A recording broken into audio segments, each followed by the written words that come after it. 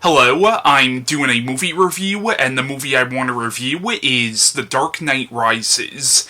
Now, The Dark Knight Rises came out in 2012, and this was co-written and directed by Christopher Nolan, and this is the third and final film of Nolan's Dark Knight trilogy, the first two films in the series being 2005's Batman Begins and 2008's The Dark Knight, and this trilogy is of course based on the DC Comics character created by Bob Kane and Bill Finger. Now, this movie takes plot elements from several Batman comics, most notably Frank Miller's The Dark Knight Returns. Actually, there's a scene in this movie that's right out of that book. It also takes plot elements from the Batman graphic novel The Cult by Jim Starlin. It also takes plot elements from the Nightfall story arc and the No Man's Land story arc. Now, The Dark Knight Rises actually seems to be a pretty polarizing film. I know a lot of people who really like this one, but then there are a lot of people who really hate this movie.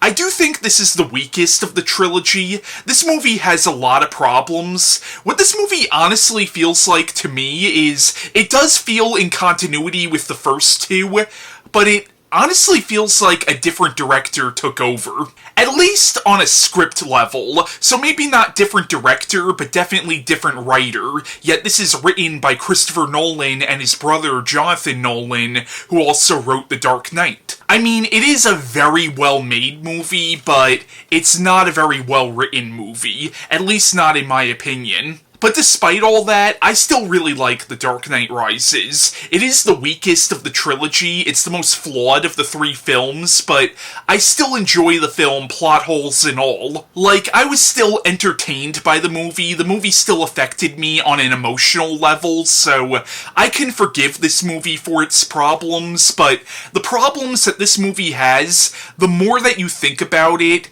really are very hard to ignore.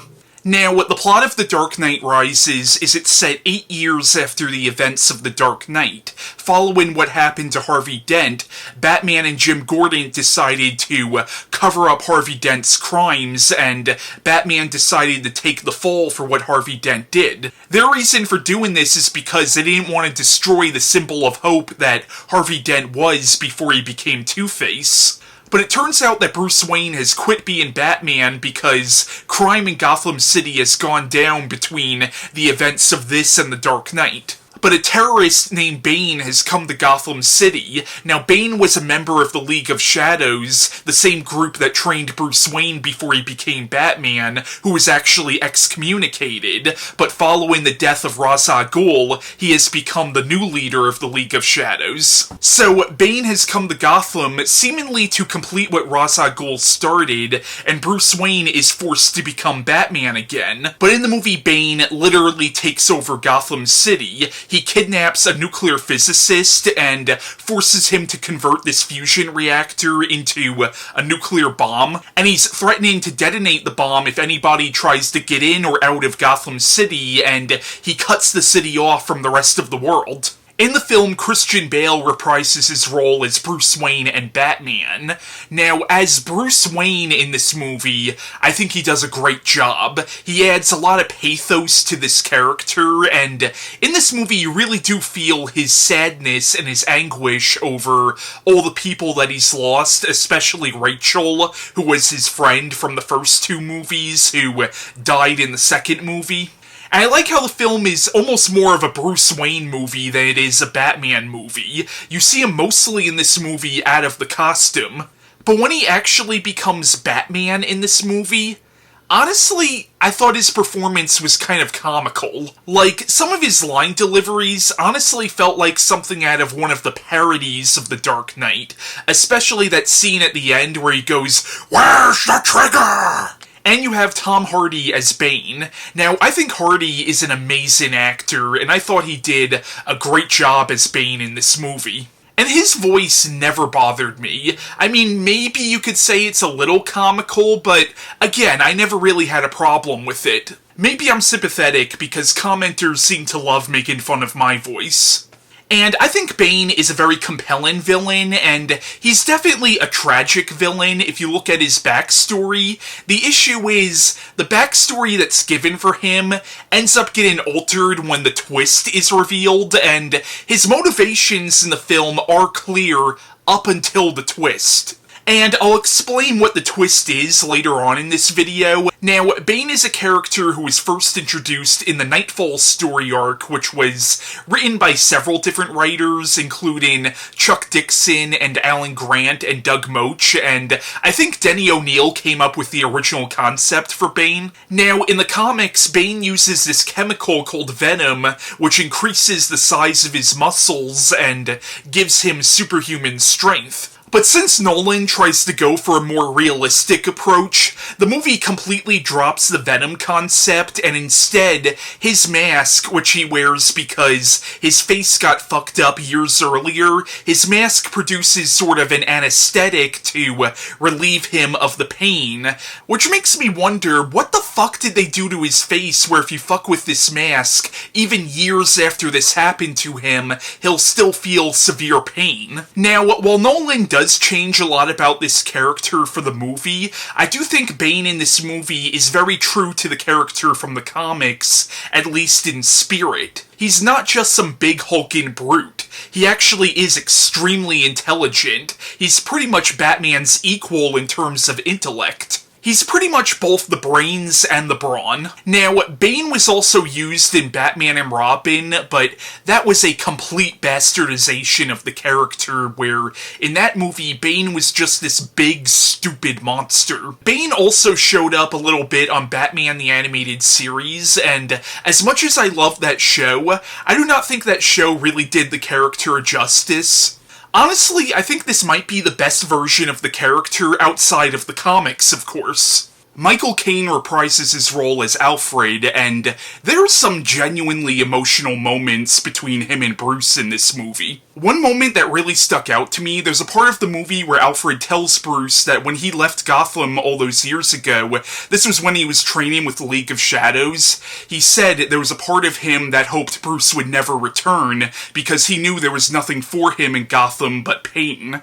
Michael Caine gave a genuinely pretty emotionally moving performance in this movie. Gary Oldman reprises his role as Commissioner Gordon, Morgan Freeman reprises his role as Lucius Fox. Marion Cotillard, I'm not sure if I'm saying her last name right, she plays a character named Miranda Tate. Now, there is a revelation about this character towards the end of the film that I will be talking about in a little bit. Anne Hathaway plays Selina Kyle, who comic book fans would recognize as Catwoman, even though she's never actually called Catwoman in this movie. Personally, I liked her in the movie. I think at the time the movie came out, she got some flack, but personally, I thought she did a good job. Now, of course, a lot of people compared her to Michelle Pfeiffer in Batman Returns, which I don't think is fair because they're two very different takes on the character. Now, don't get me wrong, Michelle Pfeiffer did a great job as Catwoman in Batman Returns, but that was specifically Tim Burton's version of Catwoman. Catwoman in this movie is a little more true to the character from the comics. Now, for me, the actor who really stole this movie was Joseph Gordon-Levitt as a character named John Blake, who is a very optimistic, very idealistic cop who pretty much becomes, even though it's an ensemble piece, he almost becomes a secondary protagonist in the film. And this is meant to be a surprise, but at the end of the film you find out that his actual first name is Robin. Basically, he's the Nolan Batman universe's version of Robin. And at the end of the movie, it very much implies that this guy is going to take up the mantle as Batman. Like, he's either going to become, like, the new Batman, kind of like a Terry McGinnis kind of scenario, or he's going to become more like the Robin from the comics, or even Nightwing. Now, I know a lot of people did not like that whole thing about his first name actually being Robin, and sure, it's cheesy, but you know what? I actually kind of dug it. Cillian Murphy reprises his role as Jonathan Crane, or the Scarecrow. Liam Neeson reprises his role as Ra's al Ghul in one scene in the movie, however he's only an apparition or a ghost in a hallucination that Bruce has. Ben Mendelsohn plays a character named John Daggett, who is based on a character named Roland Daggett, who is not a character from the comics, but is actually a character from Batman the Animated Series. Burn Gorman plays Daggett's assistant. Juno Temple has a small role in the movie as a friend of Selina Kyle. Brett Cullen has a small role in this movie as a congressman. Now, ironically, this actor would go on to be in another Batman-related movie, Joker, where he played Thomas Wayne. Now, one of the things I really appreciate about The Dark Knight Rises is it has this real bleak, kind of melancholy tone to it. And I know some people complained about that. Personally, that really worked for me. I also really liked how the movie had this sort of dystopic feel to it, like, it almost feels like an Escape from New York-esque dystopian thriller. I just wish the movie had a better script to sort of back up the bleak tone. The movie really does kind of come apart on a script level, and some of the plot holes in this film would probably be more passable in any other kind of superhero movie, but because the Nolan trilogy has sort of prided itself on being slightly more grounded, there's a lot of stuff in this movie that, again, would be passable in maybe a comic book or any other kind of superhero film, but not really passable for this slightly more grounded Batman universe. Like, of the three films, this is the one that feels the most comic booky, but I don't mean that in a good way. And it sounds like I'm really shitting on the movie. I'm really not, because again, I do like this movie, but I am pointing out that the film has a lot of problems. Okay, so some of the issues with the movie, granted, this is sort of a minor thing, but you're supposed to assume that right after the events of The Dark Knight, Bruce Wayne stopped being Batman. Now, Bruce Wayne has also been in hiding for a lot of these past 8 years, and then him and Batman show up pretty much at the same time, so you really think nobody's gonna connect the dots? And then you have the whole deal with the prison that Bane is from, and I'm like, where exactly is this prison supposed to be? Now, I know in the comics the prison was somewhere by Cuba, I think. I know in the comics it's specifically supposed to be in a fictional country, but it's a country ruled by a Fidel Castro-type dictator. But in this movie, this prison seems to be located in, I'm guessing, somewhere in the Middle East. But in this movie, I was left with a lot of questions, like, who exactly is running this prison? Who's supplying these prisoners with food and electricity? Because there is a TV in this prison, and, like, is it the League of Shadows who are running it now? And, like, in the movie, and spoiler alert, there's a certain point where Batman is beaten by Bane, and then he's thrown into this prison, which is pretty much located underground, like, it's pretty much like a pit. And when Bruce Wayne eventually gets out of this pit, there are buildings around, but the buildings looked abandoned, like it looked like an abandoned city, so again, who the hell is actually running this prison? I did appreciate some of the hell allegories. I'm a sucker for anything that has any sort of hell metaphor to it, and I like how the prison is basically a hell on Earth, and Bane is supposed to basically be a demon that is crawled from the pit. Okay, I'm gonna get into some spoilers here, but in the film you're presented with a backstory for Bane where his mother, who was pregnant with him, was condemned to this prison, and she gave birth to him in the prison, and then as he got older, he ended up witnessing the murder of his mother. And it's a backstory that's different, but similar enough to his backstory from the comics. And the movie does allude to the idea that Bane is actually Ra's al Ghul's son, but it turns out all of that, including the backstory for Bane, was just a red herring. You find out that the child who was born in the prison and eventually escaped was actually Ra's al Ghul's daughter, and Bane helped her escape. And it turns out that the character of Miranda Tate was actually Talia al Ghul. And it turns out that Talia al Ghul, she was the true leader of the League of Shadows after her father died, and Bane, it doesn't really explain whether Bane was just a henchman or if her and Bane were ruling the League of Shadows together. But the issue you could really have with it is Talia is a pretty important character in the comics. Actually, in the comics, her and Bruce have a child together who ends up growing up to become one of the Robins. But in this movie, they pretty much just make Talia a plot device and really nothing more. Like, she becomes the main villain of the film by the last 10 minutes. I mean, granted, you could argue that she was the main villain throughout the whole film because she was actually the one manipulating the events of this movie, but again, they took this character who is a pretty popular character from the comics and made her just